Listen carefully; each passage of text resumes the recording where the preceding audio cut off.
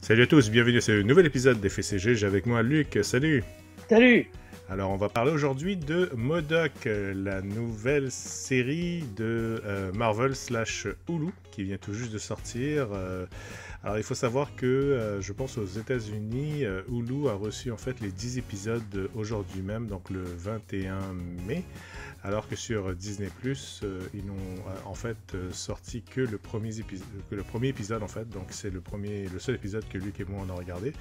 On voulait vous faire une petite revue rapide un peu on va dire ce show pour le moins inusité, surtout pour le type de personnage.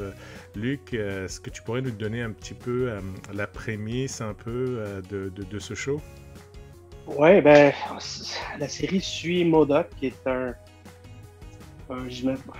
de ce que je connais, c'est un des méchants des Avengers, peut-être d'Iron Man, qui, euh, qui est à la tête de AIM, qui est l'organisation un peu équivalente à Hydra. Puis c'est ses déboires non seulement avec son entreprise, mais avec sa famille, sa propre famille.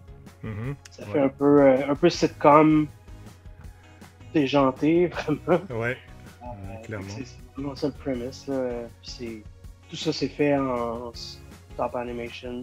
Je sais pas si c'est du animation, je pense que oui. Oui, ça a l'air en tout cas. Donc oui, effectivement, il faut savoir aussi que si vous pensez que vous avez certainement déjà vu ce style d'animation, eh bien, vous ne trompez pas, étant donné que ça a été en fait créé par Stupid Body Studios, qui est vraiment les gens qui sont donc Seth Green évidemment, qui est derrière des séries comme Robot Chicken et autres. Donc, ils ont eu le mandat de créer cette série-là. Puis oui, tout à fait, c'est en fait, comme on dit, A Day in the Life of. Là, donc, c'est vraiment qu'est-ce qui se passe, qu'est-ce que MODOK fait à part être méchant, qu'est-ce qu'il fait? Ben, il a une famille. Il a des enfants, il est marié, et écoute, c'est ça, il a une entreprise en fait de méchants qui s'appelle AIM, qui vend des armes et qui de temps à autre vont titiller un peu les super-héros.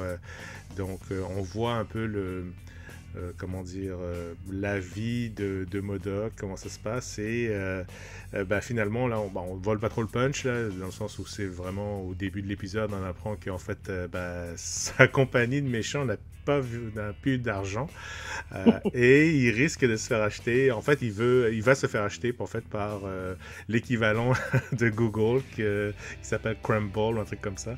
Donc ça c'était bien drôle. Pour toi, Luc, c'est toi. Parlons un peu des points négatifs, positifs, on va dire. Est-ce que tu as aimé le show? Moi, j'étais vraiment curieux personnellement, mais est-ce que toi t'as aimé? Il y a eu des éléments qui sont sortis. J'aime beaucoup Patton Oswalt qui joue MODOK. Je sais pas si côté créatif, s'il est derrière ça aussi, mais je suis un gros fan, puis il est vraiment excellent. C'est lui qui fait le show, je trouve, en tant que MODOK. Puis, c'est vraiment... c'est absurde, mais en même temps, il y a plein de références à des choses, à l'univers de Marvel, puis même si c'est pas nécessairement... Parce que MODOK, c'est tout un méchant un peu ridicule. Ouais, carrément. Le fait qu'il joue ça en super grosse comédie, ça fit. J'aurais personnellement aimé vraiment voir le fameux le pitch meeting là, de ce show là, voir ok, on va prendre MODOK que personne ne connaît, c'est une grosse tête avec des petites jambes et des petits bras. Voici un sitcom puis ça va super marcher. Donc ouais, effectivement, ouais. Quoi d'autre que t'as aimé? J'ai aimé beaucoup plus les scènes quand il est chez AIM, qu'il est avec ses minions. C'est minions, ouais, c'est carrément des minions. Tu sais, ces minions, c'est pas des... Il y en a quelques-uns qui font... C'est comme son comptable, puis il y en a quelques-uns qui ont comme des personnalités, tu sais, fait que c'est drôle, le psychologue. Comme le gars avec son bras, là. Ouais. Ouais, non, ça c'est vraiment drôle, ouais, effectivement. Non, je trouvais ça vraiment intéressant, puis comme tu dis, il y a beaucoup de références, il y a beaucoup de fourth wall, il y a des références à de la culture pop, au fait que les gens, voilà, ils font des streams, ils ont des likes, ils ont des deals avec des maisons d'édition, etc. C'est très 2021 côté. Absolument. Ouais. Côté Absolument, technologie. absolument. C'est violent aussi, donc si jamais, Ouais. même si c'est sur Disney+, faites attention parce que c'est très, très, très graphique. À un certain moment aussi, ben, il y a carrément des têtes qui explosent. Bon, même si c'est, on va dire, du stop animation ou de la pâte à modeler, on va dire, là, c'est quand même, veut pas, il y a un Ouais, semblant de c'est sang. violent. Honnêtement, je dirais, c'est sur la bannière Star de Disney Plus, mais vraiment, Mhm. faut pas se mélanger avec un cartoon pour Non, enfants. non, carrément pas. Parce qu'au bout de 6-7 minutes, là, vous allez avoir des enfants qui vont peut-être crier, là. Donc, non, ça peut être intéressant. Bon, pour l'instant, on a vu qu'un seul épisode, donc je pourrais pas dire vraiment s'il y a des points négatifs ou pas. Est-ce qu'il y a assez de jus pour tirer 10 épisodes? Ben, clairement, vu qu'ils en ont fait déjà 10, mais est-ce qu'on va avoir une deuxième saison? Est-ce qu'on pourrait avoir d'autres personnages aussi? C'est à voir. Mais je pense que pour une première tentative dans l'univers stop motion de Marvel, je trouve que ça peut être intéressant. Et Ouais, souvent... mhm, c'est différent. Tu sais, c'est surtout, tu sais, dans tout ce qui a été show télévisuel, tu sais, les shows qu'on a eu à date, c'était sur les shows de MCU, tu sais, Agents of Shield, tout ça. Puis les cartoons, c'était vraiment axé plus pour les enfants. Là, c'est vraiment comme, tu sais, c'est vraiment une direction, tu sais, style Robot Chicken, mais mhm. avec une trame narrative, tu sais, c'est pas juste des skits. Puis, tu sais, c'est quand même un personnage qui s'avère être intéressant dans cette situation-là. Fait que, Ouais, moi, je pense ils ont vraiment pris des bons éléments pour faire un tout, pour faire cette série-là. Puis c'est prometteur. Honnêtement, j'ai hâte de voir les autres. absolument. Et honnêtement, c'est vraiment une, un bon filon. Ils ont pris carrément au niveau, en tout cas, du voice cast, là, des doubleurs. Ils ont un peu pris la formule de Invincible, là. Donc, vous avez, oui, la personne qui fait donc Sa fille qui est jouée par Modoc.